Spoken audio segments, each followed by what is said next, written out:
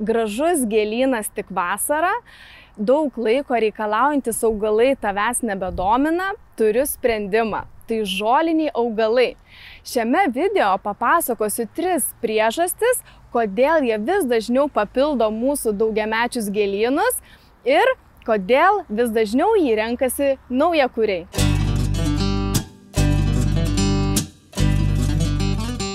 Pirmiausia, ką rinktis. Žolinių augalų grupė yra be galo didelė, tačiau aš papasakosiu apie 4 pagrindinės jų rūšis.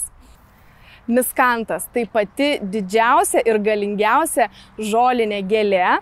Ji įspūdinga savo dydžiu, tad jeigu turi vietos kieme, tikrai ją sodink, nes ji gali pasiekti net 3 metrų aukštį. O rudenį užaugina nuostabias šluoteles žiedynus, kurie gali būti bordo, raudonos, ryškios spalvos. Eraičinas tai mažas kupstelis, gali būti mėlynos žalios spalvos, jis puikiai tinka gėlynų apačiai pridengti.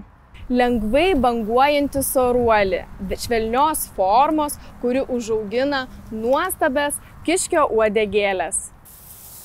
Lendrūnas grakštus ir tinkantis fonui. Rudenį švelniai nusidažo geltona spalva. Žolinius augalus galite rinkti ir kitokius, pavyzdžiui, kaip sorą, žemaūgės viksvas arba šitą bronzinę ilgakasę viksvą, melvenę arba šluotsmilgę. Nori dar daugiau naudingų patarimų apie gėlynus, prenumeruok mūsų kanalą. Kodėl žoliniai augalai taip mėgstami? Dėl savo nereiklios priežiūros. Žolinius augalus galime sodinti rudenį ir pavasarį. Pasodinus, palaistykime su aktyvatorium, kad šaknys geriau prigytų. Laistyti reikia tik tai pirmuosius metus po pasodinimo.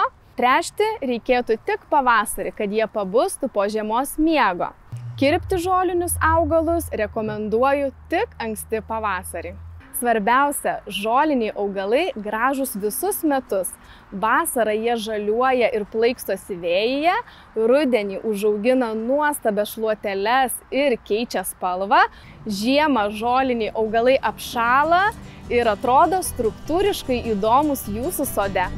Rinkis žolinius augalus ir drąsiai juos sodink savo gėlynuose. Pamatysi, kokios gyvybės jie suteiks.